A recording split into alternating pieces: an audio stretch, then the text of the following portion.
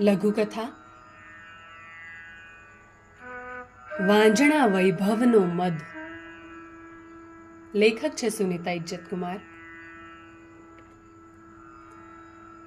સૌમ્ય જા કરી શકે, બાકી કોઈનું ગજુ નહીં.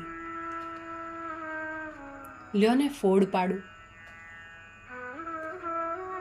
સોમુ દફતરમાં ઘણાને કણાની જેમ ખૂંચતો, કારણ એ પ્રેમ અને આદરની બાબતે સૌને સમાન ગણતો.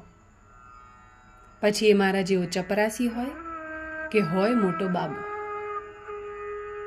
સોમુ આજના જમાનાથી સાવ નોખો. હું સમજાવું ને તો એનો એક જ જવાબ, કમેળનો તો કમેળનો, જે છું એ આ છું.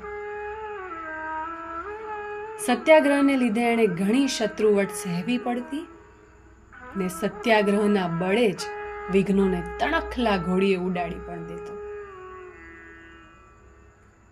વિલાયતથી ભણીને આવેલો એક જણ દફતરમાં સત્તા પર બેઠેલો. ચમક દમકનો એ જીવ દેખીતી સમૃદ્ધિનો ધણી, પણ મુદ્દલે ધણીના નામે મીંડું. એના ખોરડે કુદરતે અન્યાય કરેલો. એનો ખોટનો દીકરો અપાહિજ હતો. ઘાને જીરવવામાં ને દૂજતા જખમને રૂજાવામાં, ઘરનો મોભી સાથ દેવાને બદલે ભાગેડું વૃત્તિ દાખવે, એ તે વળી કેવો ધણી?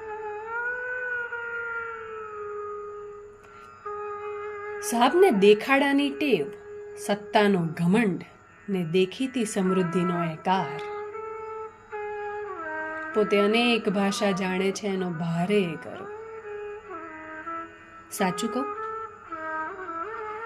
જે કોઈના શબ્દોના ભાવને ન પીછાણે કે ન જેના શબ્દોમાં ભાવ ભળાય,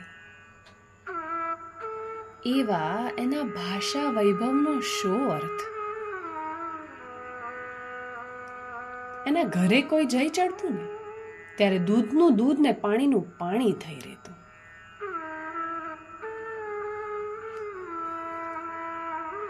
એક દી સાહેબે જલસા પાર્ટી ગોઠવી. મારે ને રમલાએ એની સેવામાં રહેવાનું હતું. નાનું માણા નાય કેમ પાડે. બન્યું એવું કે મારી ઘરવાળી મંદવાડમાં બહુ ઘટાતી હતી બાપા. મને આખી જિંદગીનો ઉજાગરો કરવા એકલો મેલી ઉપર જતી રહેશે તો? તે હું એને પરાણે દવાખાને લઈ ગયો. નક્કી કર્યું કે ખોરડું વેચવું પડે તો એ ઓપરેશન તો કરાવી જ લેવું. મેં તરત રમલાને બોલાવ્યો. જીવીના વિચારે અમારો જીવ તાળવે ચોંટ્યો હતો.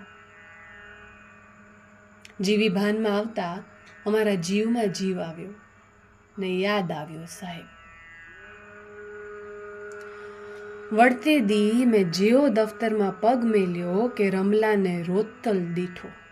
હું કળી ગયો કે સેવામાં ન પહોંચ્યાનું પરિણામ છે. ત્યાં જ મારા નામનો સાદ પડ્યો. રમલા કનેથી વિતકની ખબર મળી હોવા છતાં મારા મોઢે માફીની આજીજી સાંભળવાની વિકૃતિ એના સવાલની મોપાટમાં છતી થતી હતી. મારી પાર્ટીથી વધુ મહત્વનું શું હતું કે તું ન આવ્યો? હું દિગ્મૂઢ બનીને બસ એને જોતો જ રહ્યો. અંતે સાપ તાડુક્યો.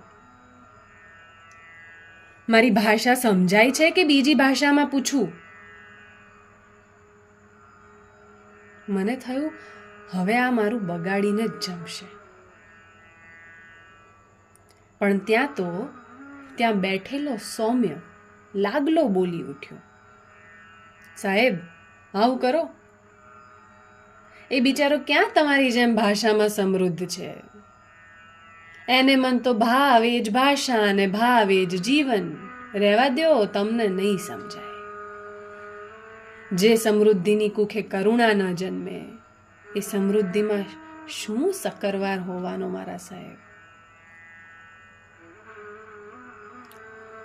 સૌમ્ય રૌદ્ર બન્યા વિના મને લઈને મંદ મંદ હસતો કેબિનની બહાર નીકળ્યો ને કશો ટપ્પો ન પડતા ગંધેલો સાહેબ. હે એટલે શું? હે એટલે શું? બબડતો રહી ગયો.